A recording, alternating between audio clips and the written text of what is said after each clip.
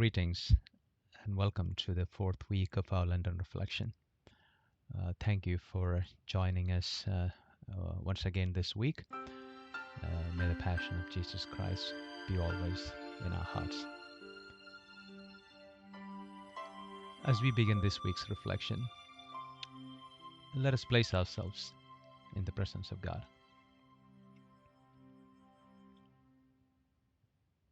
Become mindful of whatever you're feeling at this moment. Whether we feel light or darkness,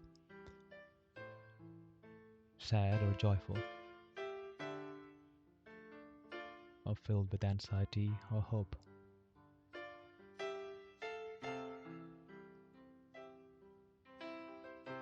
As the season can change, so is the mood of our hearts. No matter what the season is, no matter what you're feeling, let us open ourselves to the presence of God within us.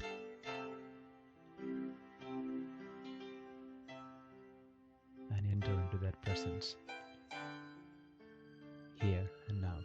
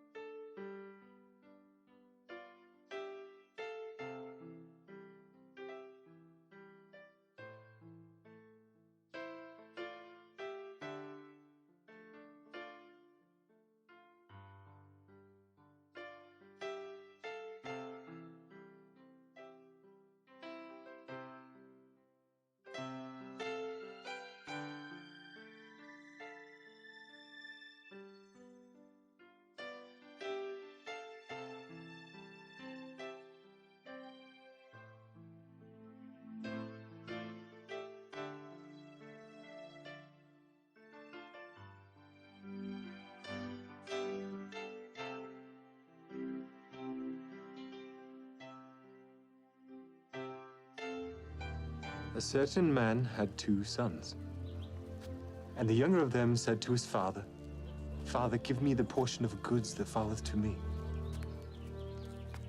And he divided unto them his living.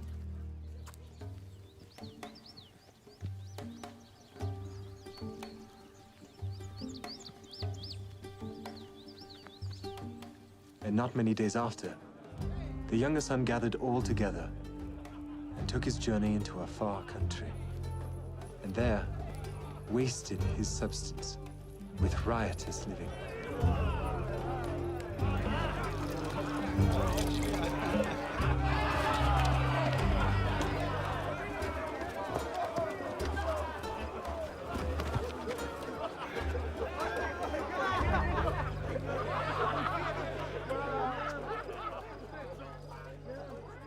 And when he had spent all, there arose a mighty famine in that land, and he began to be in want.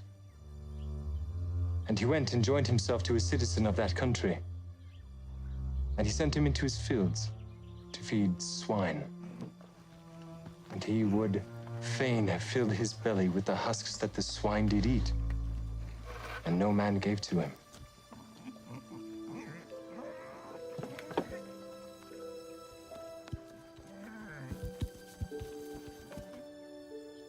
And when he came to himself, he said, "How many hired servants of my father's have bread enough and to spare? I will go to my father. I will say unto him, Father, I have sinned against heaven and before thee, and am no more worthy to be called thy son. Make me as one of thy hired servants. And he arose and came unto his father. But when he was yet a great way off, his father saw him and had compassion, and ran and fell on his neck and kissed him. And the son said unto him, Father, I have sinned against heaven and in thy sight, and am no more worthy to be called thy son.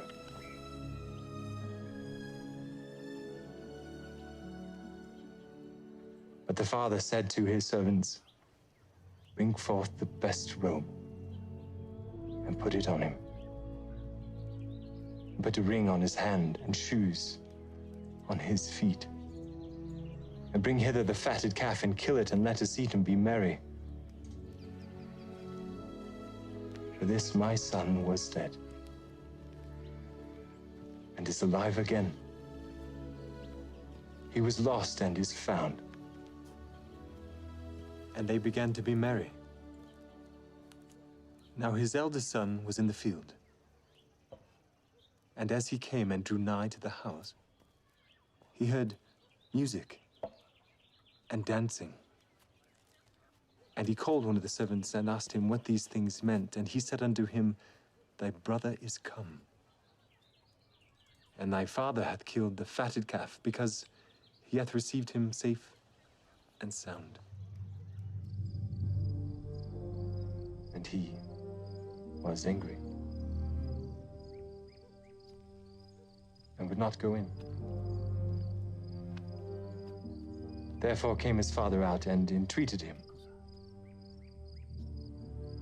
And he, answering his father, said, Lo, these many years do I serve thee. Neither transgressed I at any time thy commandment, and yet thou never gavest me a kid, that I might make merry with my friends. But as soon as this thy son was come, which hath devoured thy living with harlots, thou hast killed for him the fatted calf. And he said unto him, Son, thou art ever with me, and all that I have is thine. It was meet that we should make merry and be glad. For this thy brother was dead and is alive, and was lost and is found.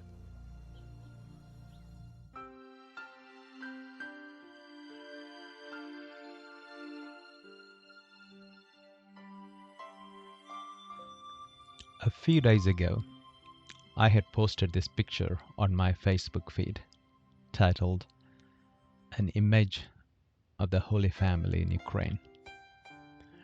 This was an image published on New York Times about a week ago. It's about Olga with her husband, with her baby and the child's father in Kiev. She literally had used her body to shield her infant daughter from shelling in Ukraine's capital on Friday and managed to save the baby from injury. A moving and heart-wrenching image, which captures the misery and horror of cruel war. It did move so many people on my friends list. People expressing their sadness, shock, pain, concern, prayers, and of course, solidarity with millions in Ukraine and across the world. And one of the comments read like this: Let us keep praying that this unjust war will be stopped very soon and the Ukrainians will regain their freedom. Yes, we all do hope and pray for peace, not only in Ukraine, but in the entire world. But the word freedom captured my attention in the comment. Our public discourse these days is saturated with the word freedom. Probably the story of prodigal son is a good experience of freedom. First, there is the younger son, an impatient lad who wanted his freedom. He can't wait to go out on his own. He wants his share of the inheritance now. Couldn't wait for the father to die. He wants it now. And he believes that his money will give him the freedom that he seeks. Greedy fingers, itchy feet, a sensual nature, wanting to live it up and to hell with the commandments. A life based on doing whatever he feels like doing. Not an unfamiliar story, really. Any degree of authority over an individual is deemed oppression, and any civil power is called tyranny. An ideology taken to its extreme length leads to nihilism. That is, existence or value are meaningless. We have seen this very much in recent times. People are quite literally protesting what would save their lives and cheering their own death, for example. As Rabbi Jonathan Sachs says, we have undergone a kind of cultural climate change that has seen a move from we to I. Life has become about what I can get out of it, not what I can put in. A culture of extreme individualism, instant gratification, which devalues loyalty and abdicates responsibility. Why we find it harder to talk to those we disagree with. A mentality well exploited by current economic policies. In today's world, many forms of injustice persist by a profit-based economy model that does not hesitate to exploit, discard, and even kill human beings. And Pope Francis addresses this issue in his encyclical Fratelli Tutti. As he says, opening up to the world is an expression that has been co-opted by the economic and financial sector and is now used exclusively of openness to foreign interest or to the freedom of economic powers to invest without obstacles or complications in all countries. Local conflicts and disregard for the common good are exploited by the global economy in order to impose a single cultural model.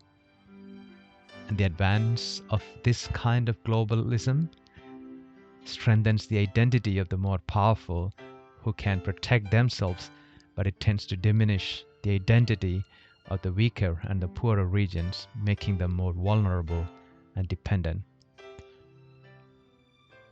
While one part of the humanity lives in opulence, another part sees its own dignity denied, scorned, and trampled upon, and its fundamental rights discarded or violated. A society in which everyone feels free to do what they want is not a free society. It is not a society at all. It is chaos. Individualism and instant gratification has led to an epidemic of loneliness and family breakdown, depression, drug abuse, and suicide, an obsession with self-help. We all know what happens in the story. The younger son goes through the money in a flash, and he is left with nothing. And so he is reduced to hire himself out to feed pigs. His freedom isolates him, causes him suffering, and makes him a source of suffering to others. Then we have the older son, who is angry and will not join in the party. The older son reminds his father that he was the good son, who never disobeyed, and there was never a party like this thrown for him, and he refuses to join in. And we see this attitude again in our society. The elevation of identity politics that has bred polarization and paralysis. The us versus them mentality. A mentality towards people who may be different than us in some way, whether it is race, gender, age, nationality, culture, religion, or socioeconomic status. Rather than emphasizing the value of all working together to improve the society, to be emphasizing differences and excluding or rejecting certain groups, fostering fear and hatred towards excluded groups that are considered different. The heinous and virulent attacks against them are all part of a disturbingly growing image of racial and ethnic hostility.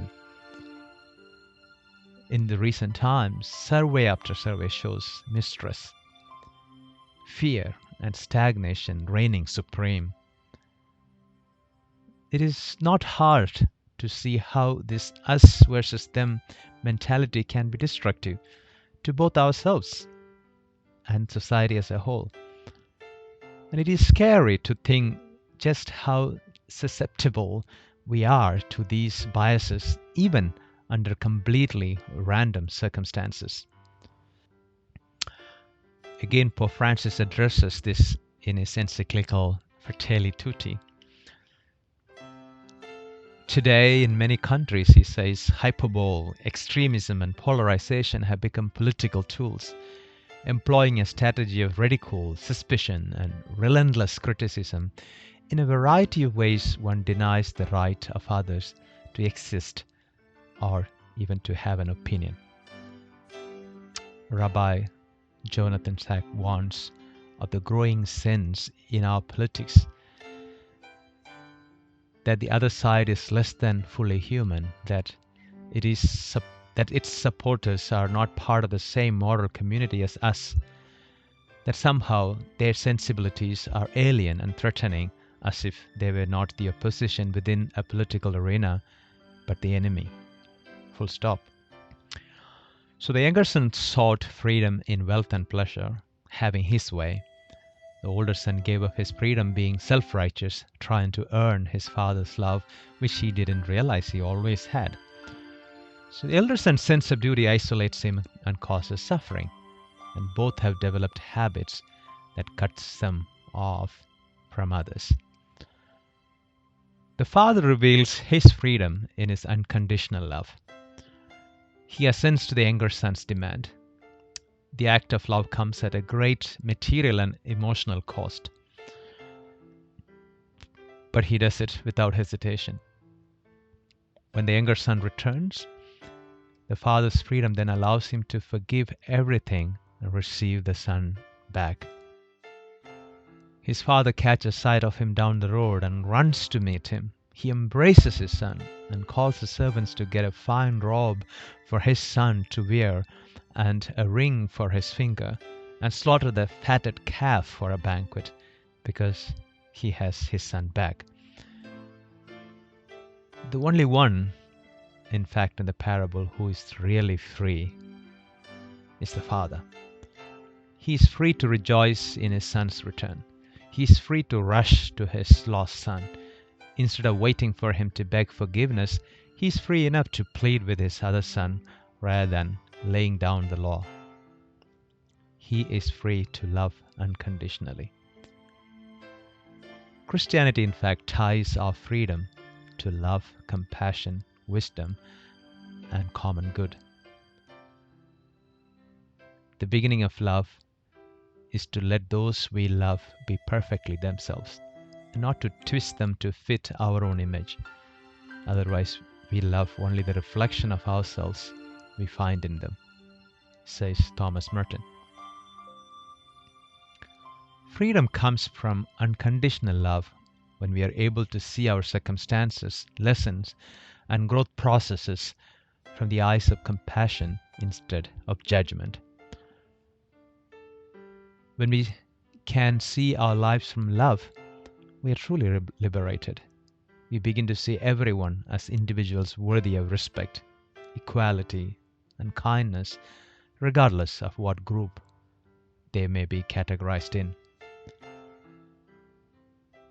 To quote a few personalities, Loving unconditionally is the path of true freedom, says Harold W. Becker, the founder of the Love Foundation. And for Francis says, and does not true freedom means choosing the way in this world that leads to good of all and guided by love? In true love, you attain freedom. The words of the spiritual leader, Thich Nhat Hanh. Many people in our world have deluded themselves that their freedom lies in having it their way or in the oppression or destruction of the other. But we know where true freedom lies. Our freedom lies in a God who said, I have come so that you may have life, life in abundance, and offered himself in unconditional love.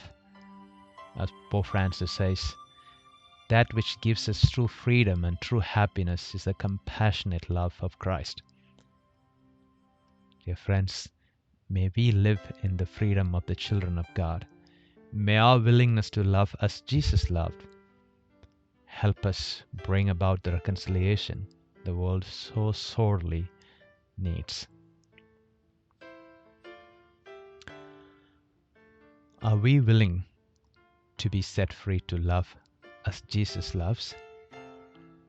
What holds me captive in resentment, fear, and hatred?